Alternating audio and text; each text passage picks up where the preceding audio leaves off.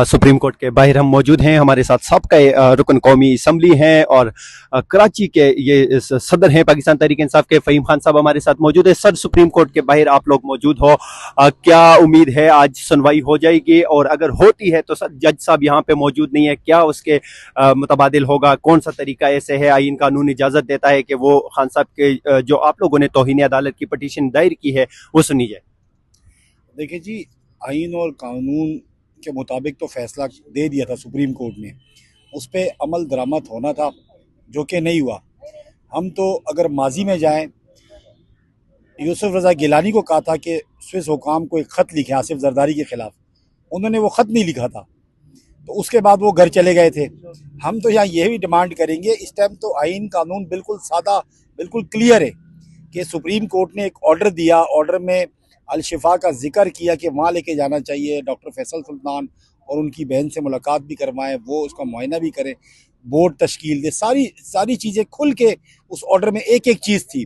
हर order की धज्जियाँ उड़ाई गई, ऑर्डर माना नहीं, रद्दी के टोकरे में मोअज़्ज़िज़ अदालत का जो हुक्म था वो रद्दी के टोकरे में डाला गया। ये अदालत की वक़ार का सवाल है, ये सुप्रीम कोर्ट की जो तौकीर है उसका सवाल है।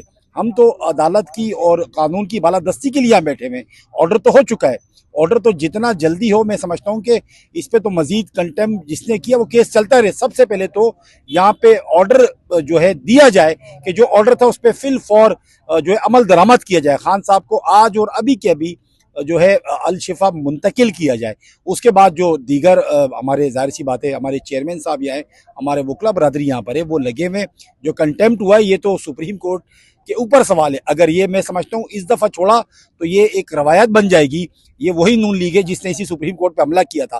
काश के उस वक्त कुछ किया होता तो आज इनकी हिम्मत नहीं होती, और आज भी अगर आपने नहीं किया तो आइंदा के लिए आप, मैं समझता हूँ सुप्रीम कोर्ट का एक वकार है, कभी भी पीटीआई के खिलाफ यहाँ फैसले आए हमने तस्लीम किए हैं, तो लिहाजा इनको भी जो है मुजाहरा करना चाहिए। और मैं समझता हूँ कि सो मोटो एक्शन लेना चाहिए चीफ जस्टिस साहब को। ये हम इधर इस अदलिया के बाहर बैठे हुए, सुप्रीम कोर्ट के बाहर बैठे हुए, हमारा तो ऑर्डर हुआ है, उस पर तो सिर्फ इन्होंने जोर जबरदस्ती करनी भी नहीं है। इन्होंने सिर्फ बताना जी ऑर्डर में हर चीज़ क्लियर है और उस ऑर्डर पे अमल दरामद किया जाए। हम तो यहाँ इस वक्त जो बैठे हुए हैं कि इसकी तौकीरी के लिए बैठे हुए, जो रद्दी के टोकरे में सुप्रीम कोर्ट का ऑर्डर डाला है उसके लिए बैठे हुए।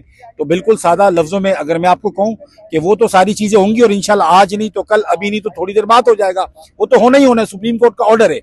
मैं यहाँ गुजारिश ये करूंगा, जिस तरह यूसुफ रजा गिलानी को घर भेजा था, सेम ये मैं समझता हूँ उससे भी घिनौना काम किया इन्होंने। वो एक खत लिख रहा था, इन्होंने एक साबका वजीर आजम जिनकी सेहत का मामला, हमने नहीं कहा, हमारी बात तो सुनते नहीं है, बहनों की बात सुनते नहीं है। सुप्रिटेंडेंट अडियाला जेल ने यहाँ रिपोर्ट जमा कराई, उस रिपोर्ट में क्या क्या चीजें थी, अगर उनकी बहनें के थी, हमारी पार्टी के थी, वो तो कोई मानता ही नहीं है। जबकि सुप्रिटेंडेंट जेल ने यहाँ रिपोर्ट जमा कराई, उसके बाद ये हुक्म सादिर हुआ मोअज़्ज़िज़ अदालत से, उसके बाद जिस तरह रद्दी के टोकरी में डाला गया, मैं समझता हूँ फिल फॉर या अदालत अपनी तौकीर के लिए पूरी पाकिस्तानी अवाम सुप्रीम कोर्ट के साथ खड़ी है। ये ऑर्डर दे और कंटेम्प्ट जो लगे उसके खिलाफ जो भी बनता है करवाएं जी कार्रवाई।